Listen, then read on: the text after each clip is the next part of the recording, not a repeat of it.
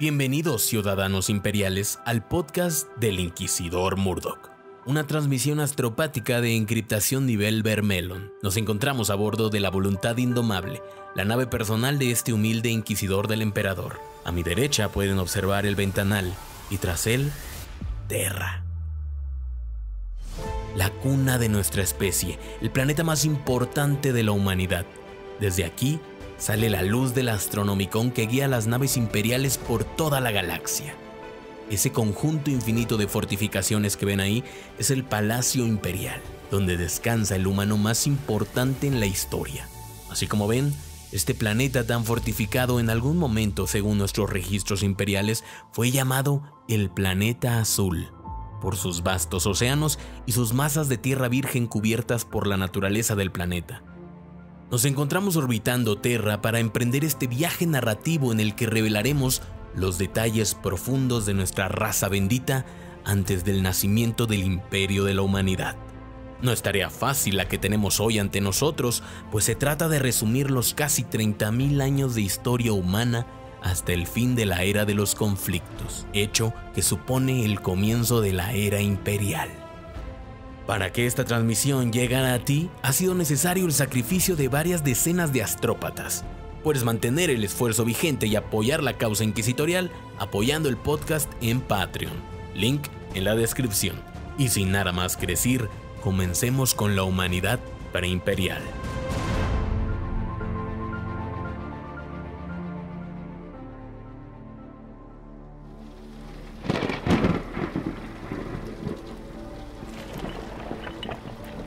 Eres un demente. Le espetó Uraya. Y un arrogante si crees que puedes subyugar las estrellas con guerreros como estos.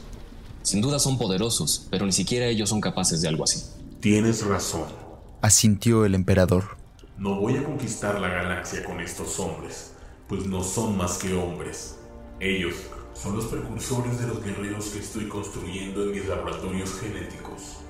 Guerreros con la fuerza, el poder y la visión para acudir a los campos de batalla de las estrellas y dominarlos. Esos guerreros serán mis generales y ellos encabezarán mi gran cruzada hasta los confines más remotos de la galaxia. ¿No acabas de hablarme de las sanguinarias matanzas perpetradas por los cruzados? Dijo Uraya. Eso no implica que no eres mejor que los hombres sagrados de los que me has estado hablando. La diferencia es que yo sé que tengo razón, replicó el emperador. Estás hablando como un auténtico autócrata. El emperador negó con la cabeza. Me malinterpretas, Uraya. He visto el estrecho camino hacia la supervivencia que se extiende entre la humanidad y su extinción. Y ese es el camino que debemos seguir. Uraya volvió a mirar a la iglesia. Las llamas se extendían hacia lo alto, iluminando la oscuridad. El camino que transitas es muy peligroso, le advirtió Uraya. Negarle algo a la humanidad solo hará que lo desee más todavía. Y si tienes éxito en esa gran visión que dices tener, ¿después qué? Ten cuidado, no sea que tus súbditos empiecen a verte como un dios. Uraya miró a la cara del emperador mientras hablaba, esta vez escrutando más allá de los encantos y la magnificencia, buscando el corazón de un individuo que había vivido 1 millar de vidas y caminado por la tierra durante mucho más tiempo de lo que se podía imaginar. Vio la implacable ambición y el núcleo de violencia del corazón del emperador. En ese instante, Uraya supo que no quería tener nada que ver con nada de lo que ese hombre pudiera ofrecerle, por muy noble y elevada que su ambición pudiera ser. Espero, en nombre de todo lo que es sagrado, que tengas razón. Continuó Uraya. Pero temo el futuro que estás forjando para la humanidad. Tan solo deseo lo mejor para mi pueblo, le prometió el emperador. Creo que lo deseas, pero yo no formaré parte de ello, dijo Uraya, tirando la capa del emperador y caminando de vuelta hacia su iglesia con la cabeza bien alta.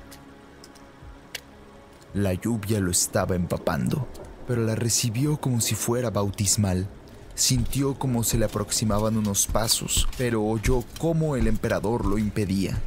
No, déjenlo ir. Las puertas exteriores de la iglesia seguían abiertas y Uriah entró en la nave central y sintió el calor de las llamas mientras éstas lo envolvían. Las ruinas de la última iglesia de Terra humearon al aire de la fría mañana mientras el emperador se alejaba. Vamos, tenemos una galaxia por conquistar.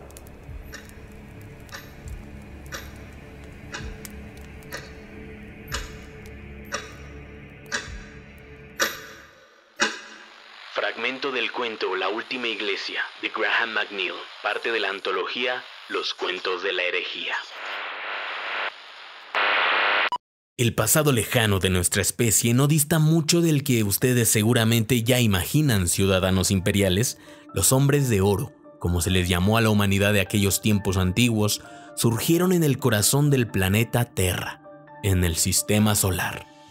Humilde y débil, la humanidad preimperial comenzó a extenderse por el planeta, descubriendo con el tiempo la manera de someter la indómita naturaleza a su voluntad. Estos humanos primitivos aprendieron a crear herramientas, controlar el fuego, plantar, cultivar y cosechar. Los animales fueron domesticados y los primeros focos de civilización humana comenzaron a crearse. Era, pues, ciudadanos imperiales, una edad de auténtica inocencia. Este periodo comprende más o menos 15.000 años conocidos por los eruditos imperiales como la Era de Terra. Es necesario recordar que estos primeros años son producto del profundo escudriñamiento realizado por los adeptos del Ordo Cronos, quienes han decidido respetar la antigua notación terrana que utiliza el nacimiento de un antiguo dirigente religioso conocido como Jesucristo para marcar referencias temporales. Los milenios fueron avanzando y según nuestras mejores estimaciones, es en el año 8000 a.C. que nace el ser inmortal, que milenios después sería conocido como el emperador de la humanidad. Hubo un tiempo que el nacimiento del emperador, se decía, fue producto del sacrificio de los cíticos más poderosos que tenía la humanidad en ese entonces. Lo hicieron así para crear el alma perfecta del emperador. Ahora pues, es mi tarea inquisitorial liberarlos de esta ignorancia. El ser todopoderoso conocido como el emperador nació en el planeta Terra como parte de una anomalía genética tan rara que solo unos cuantos individuos en toda la historia humana han nacido con esas capacidades. Era un perpetuo, lo que algunos catalogan como el eslabón perdido de nuestra humanidad, el siguiente paso al que nunca llegamos, un ser infinito e inmortal. Los perpetuos son efectivamente capaces de curar todas sus células a una velocidad impresionante. Nunca envejecen y sus capacidades los hacen poder sobrevivir a la asfixia, decapitación, desmembramiento, incluso la desintegración. Sus cuerpos siempre vuelven a la vida, incluso tras ser declarados clínicamente muertos. Así nació el emperador de la humanidad, pero por milenios no se revelaría como tal. Este ser de inconmensurable poder se escondería entre la humanidad, vigilándola, incluso guiándola en algunos casos. Nunca podremos saber cuántas veces la especie humana estuvo cerca de caer en la desolación. La más pura crueldad del universo y su azar nos hubiera lanzado al olvido tal vez 1 millar de veces, de no ser por la intervención de aquel hombre eterno, que había tomado como manto la responsabilidad de toda una raza. Nunca lo sabremos, pues tan efectivo fue en su labor de pasar desapercibido que no tenemos registro siquiera de los múltiples nombres y reinos que llegó a gobernar, o de los políticos y dirigentes que aconsejó. Pero no se queden con la idea de que el emperador era el único con esas capacidades. Había otros como él, que poseían las habilidades propias de los perpetuos, pero que carecían de su determinación y su conocimiento. Tales individuos existían teniendo vidas largas e improductivas con el pasar de los años, así que se prestaron a seguirlo en su titánica lucha, entendiendo que ellos, y solo ellos, podían prevenir el final de su especie. Porque el emperador ya los conocía. 3 presencias malignas, salidas de los pensamientos y sensaciones de las especies sintientes de esta galaxia. Los 3 dioses del caos dormían en los confines del Inmaterium, poderosos más allá de la imaginación, pero jóvenes y poco nutridos por una humanidad que apenas conquistaba los continentes de su planeta natal. ¿Qué pasaría cuando la humanidad se extendiera hasta las estrellas? Cuando los enclaves humanos abarcaran la totalidad de la galaxia. Esos mismos dioses se alimentarían de todos ellos. Eran un poder que solo crecería con el florecimiento de la humanidad. Ahí donde vivieran humanos, sentirían miedo, ira, habría muertos y podredumbre, y todo ello terminaría haciéndolos más fuertes. Ellos contarían con recursos infinitos propios del reino inmaterial. Podrían levantar infinitos ejércitos e influir en las mentes de cada criatura sintiente. Se harían demasiado vastos, infinitos, parte misma del tejido de la realidad, y con el tiempo se cebarían en sus cuerpos inertes, mientras su amada raza se extinguía en conflictos bélicos que jamás dejarían de arder. Alimentados por la carne y la sangre de los suyos, ellos ganarían si no hacía algo. Ellos siempre ganaban.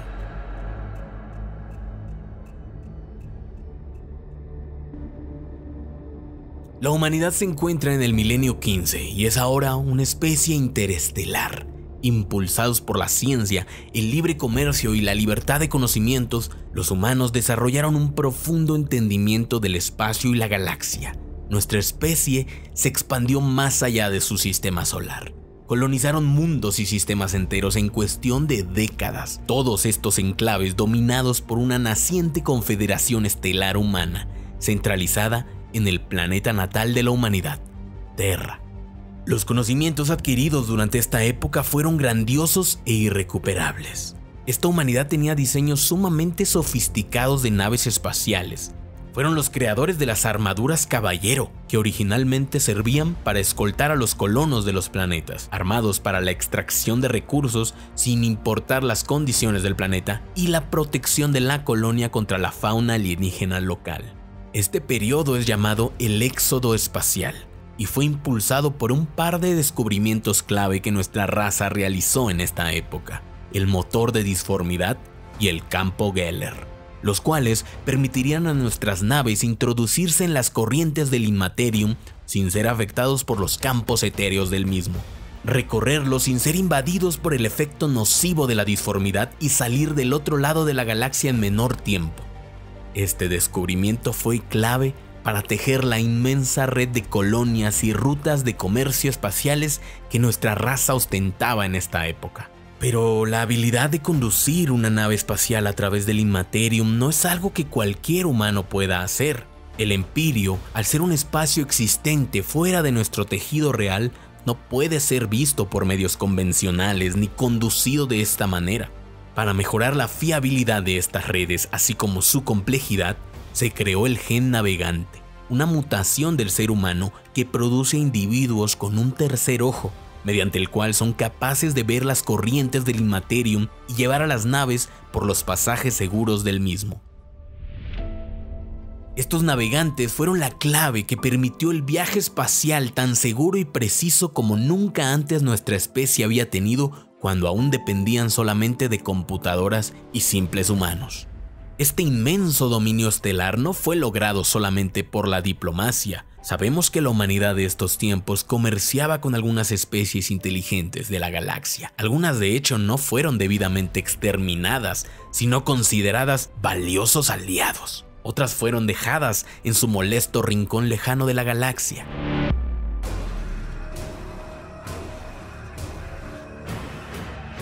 Pero algunos tuvieron que ser sometidos mediante la fuerza y el exterminio militar, como es el caso de los alienígenas fungoides conocidos como los orcos, que incluso, contando con su predisposición y gusto excesivo por la guerra, fueron sometidos por la humanidad de esta época. Imagínense eso, ciudadanos imperiales, los mismos orcos teniendo que firmar tratados de paz para huir de una especie humana en su absoluto cenit tecnológico, donde hoy poseemos un megatanque superpesado Baneblade por cada regimiento de la Guardia Imperial. Si bien nos va, antes desplegábamos regimientos enteros de Baneblades, poderosas armas de plasma completamente seguras para el portador, con efectivos sistemas de enfriamiento y sobre todo, la asistencia constante y permanente de inteligencias artificiales.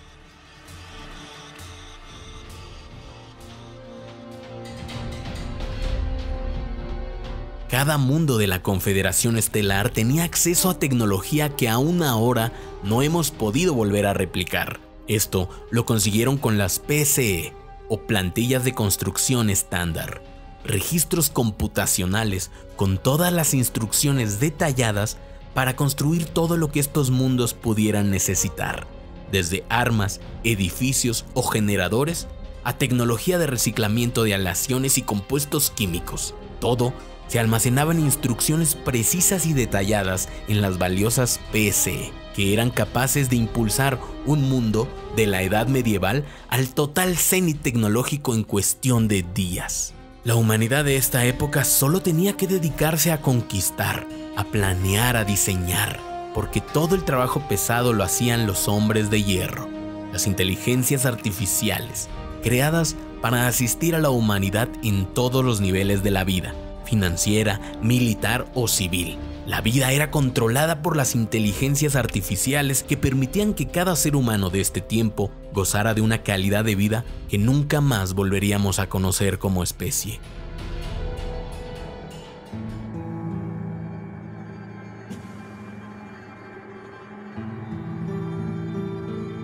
A partir de aquí estamos en terreno aún más nebuloso, ciudadanos imperiales. Transitamos entre los límites de la verdad y la herejía. El emperador junto con sus perpetuos viajaron al planeta de Molech en el milenio 16. Sabemos que ahí fue encontrada una puerta de entrada al reino del caos. El emperador entró con la intención de realizar un pacto con aquellas entidades, las cuales eran jóvenes y apenas comprendían el reino material. A estas entidades extradimensionales se les fue ofrecido un pacto para otorgarle a él las habilidades y el conocimiento necesarios para unificar a su especie, conquistar la galaxia y producir su propia estirpe perfecta, para crear a los primarcas. Erebus dijo una vez que el emperador fue efectivo en realizar un pacto con los dioses del caos, pero no lo cumplió. Sea lo que sea que el emperador le haya prometido a los dioses del caos, queda claro que nunca fue su intención cumplir su palabra. Los dioses del caos fueron solamente un peón más en su plan, un recurso de un solo uso al cual recurrir para completar su visión, su plan maestro.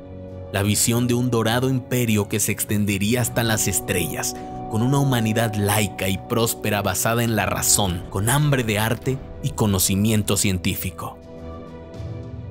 En este mismo milenio sucedió otro evento que cambiaría la historia de la humanidad para siempre. El periodo que voy a describir a continuación es probablemente el más destructivo y dañino vivido por la humanidad, quizá opacado solamente por la guerra civil de la herejía de Horus, aunque tenemos varias razones de peso para creer que este conflicto fue incluso más cataclísmico. Esta tragedia galáctica es conocida como la Revuelta Cibernética. El conflicto surgió cuando los robots autónomos sumamente sofisticados, equipados para la guerra y con control sobre casi todos los aspectos de la vida humana, que ahora solo conocemos como los hombres de hierro, se rebelaron contra la humanidad e intentaron exterminarla. El conflicto que siguió a continuación fue uno de escala galáctica. Los hombres de hierro erradicaron poblaciones humanas enteras en un parpadeo. Hicieron uso de armamento avanzado para destruir planetas enteros, misiles nucleares, robots que absorbían la realidad misma, desintegrando planetas, virus que devoraban carne, máquinas serpentinas que ahora solamente conocemos como apagadores de sol, que fueron diseñadas en gargantuescas estaciones planetarias más grandes que los anillos de Saturno. Nanomáquinas diminutas que se introducían por los poros de la gente fueron liberadas a mares sobre planetas, consumiendo por completo la vida de la superficie en cuestión de horas. El daño hecho a la especie humana por la revuelta cibernética tuvo consecuencias imperdonables. El daño fue tal que sentó las bases de la dolorosa era que estaba por venir para la raza nativa de Terra. Este periodo fue llamado la Edad Dorada de la Tecnología en los más antiguos registros, pero ahora sabemos que todo este tiempo los humanos estuvimos creando a nuestros verdugos, poniendo cuchillos en sus manos y dándoles la espalda, confiados en que nuestras creaciones jamás nos superarían. Ese periodo es recordado ahora como la Edad Oscura de la Tecnología. ¿Fueron acaso los hombres de hierro de alguna manera influenciados por los poderes ruinosos? Sabemos gracias al comisario coronel Ibrahim Gaunt del primero y único de Tanith y su encuentro con una PCE de un hombre de hierro aún funcional durante su invasión al planeta santuario del caos de Epsilon Menazoid durante la cruzada de los mundos de Sabbath. Tal PCE se encontraba visiblemente corrupta por algún tipo de influencia proveniente de la disformidad. Si los fantasmas de Gaunt no hubiesen sido efectivos eliminando esa PCE, las consecuencias pudieron haber sido apocalípticas. Así que cuando menos podemos afirmar que la corrupción de estos hombres de hierro sí es posible. Jamás olvidaríamos esta traición. Tan profunda fue la herida y tan poderosa la lección que aún ahora en la actual era Indomitus del Imperium es considerado uno de los más abominables e imperdonables crímenes el desarrollo de inteligencia artificial, ahora conocida como inteligencia abominable. La humanidad en su conjunto prefiere usar el uso de los servidores, humanos lobotomizados por las autoridades como castigo por algún crimen, cuyo cuerpo y restantes funciones cognitivas se reciclan y entregan de por vida al imperio, donde se usan para sustituir las labores que algún día ocuparon los hombres de hierro. Nunca jamás la humanidad desarrollaría inteligencias abominables, para que algo como la revuelta cibernética no pudiera repetirse nunca. La humanidad, doblegada, con bajas irrecuperables y miles de planetas humanos asolados por la guerra, no estaba lista para lo que se avecinaba. Los Eldar habían alcanzado su cenit como raza. Si los humanos gozaban de lujos y comodidades, los Eldar vivían exclusivamente para eso, únicamente para el exceso, el placer. Tenían planetas enteros dedicados a explorar los oscuros artes del hedonismo absoluto y la autosatisfacción. Lo que antaño fue una raza dedicada a la exploración y la adquisición de conocimiento y la perfección, ahora engordaba con sus acciones a una conciencia cósmica que pronto despertaría, la cual se hacía más fuerte con el poder colectivo de una raza alienígena increíblemente inteligente y sensitiva, entregada enteramente al placer. Hay que recordar, ciudadanos imperiales que probablemente nunca han visto nada más que un humano en sus vidas, que un Eldar siente mucho más que un humano. La tristeza, el dolor y el placer son experimentados por el cerebro Eldar varias veces más que un humano común. Su capacidad para el análisis y la resolución de problemas los aburren rápido y fácilmente se tiran a la obsesión y el exceso. Eso fue lo que terminó sucediendo con el pasar de los siglos. Los cultos al placer y el hedonismo poblaban sistemas enteros de la esfera de influencia Eldar, una raza que lo había obtenido todo y ahora disfrutaba en la cúspide. Slaanesh, el cuarto dios del caos, cobró conciencia de su existencia en el corazón del imperio Eldar.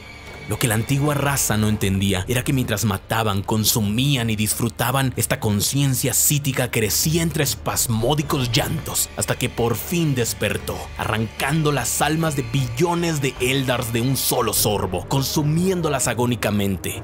Tal evento ocasionó una ruptura psítica en la realidad misma. Los psíticos de todas las razas murieron gritando o quedaron completamente locos por las visiones que los embargaron, mientras el Inmaterium se desgarraba en la realidad misma, a través de un agujero negro que por los siguientes siglos sería conocido como el Ojo del Terror. Así pues, queridos ciudadanos imperiales, tal es el origen de la fisura de disformidad que antes llamábamos el Ojo del Terror y que tras los abominables eventos de la caída de la Puerta de Cadia llamamos Cicatrix Maledictum. No obstante, es abrumador pensar que ahí donde ahora solo hay un chorro constante de disformidad superpuesta, en la que los demonios se recargan de energía y los traidores príncipes demonios urden sus planes, ahí estaba ubicado el reino de la raza xenoalienígena más poderosa en los tiempos preimperiales. Fueron presa de su propia vanidad. Su propio deseo desmesurado los condenó y aún ahora lo hace, mientras vagan en sus fragmentadas coaliciones que más que reinos Eldars parecen un convoy de refugiados espaciales. Y con el nacimiento de Slaanesh llegó el fin para una humanidad que dependía enteramente de un Inmaterium navegable, no la tormentosa marea de entidades en que se había convertido la disformidad ahora. Aquel imperio humano que alguna vez se extendió más lejos que ninguno, que tejió la red de transporte interespacial más grande que la galaxia alguna vez conoció, esa humanidad pereció ahorcada por su propia extensión. Los millares de planetas humanos aislados completamente de cualquier forma de gobierno unificado cayeron en la total anarquía. Millares de planetas que dependían cercanamente de esa red de transporte cayeron en la hambruna en cuestión de meses. La mayoría se inmolaron en la vorágine de matanzas que fue llamada la Edad de los Conflictos. Este periodo oscuro de la humanidad vería la total caída de la raza a un estado de barbarie. Rotos, divididos y en la total sombra, la humanidad sufriría esta edad algún tiempo, pero tras terminarse, la humanidad renacería como nunca antes, forjada en un imperio unida por el águila bicéfala. En el siguiente episodio daremos un repaso por lo que queda de nuestra cronología hasta llegar a la herejía de Horus. Conoceremos qué fue en detalle la Edad de los Conflictos, la unificación de Terra y la revelación del emperador de la humanidad.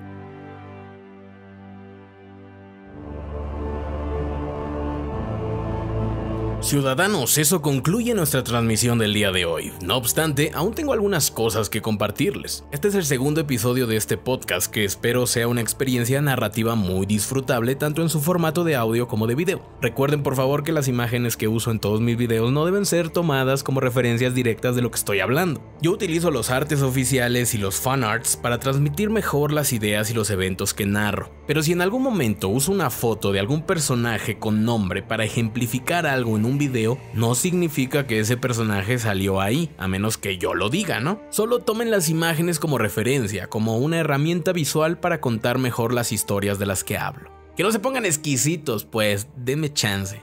También quiero recordarles que la mejor manera de recibir el podcast antes de tiempo y tener control sobre los temas que abordo es unirte a mis mecenas de Patreon. Tenemos 3 tiers. Ciudadano de Subcolmena, Ciudadano de la Nobleza y Gobernador Planetario, siendo este último tier el que te permite a ti decidir personalmente el tema para un podcast. Les agradezco mucho llegar hasta aquí. Soy el Inquisidor Murdoch a bordo de la voluntad indomable, partiendo hasta nuestra siguiente parada en este sector. Mientras tanto, no olvides recomendar el canal y visitar TikTok. También seguirme en Instagram para estar al tanto de todos los contenidos. Yo soy el Inquisidor Murdoch y esta transmisión ha concluido. Pueden volver a sus labores forzadas.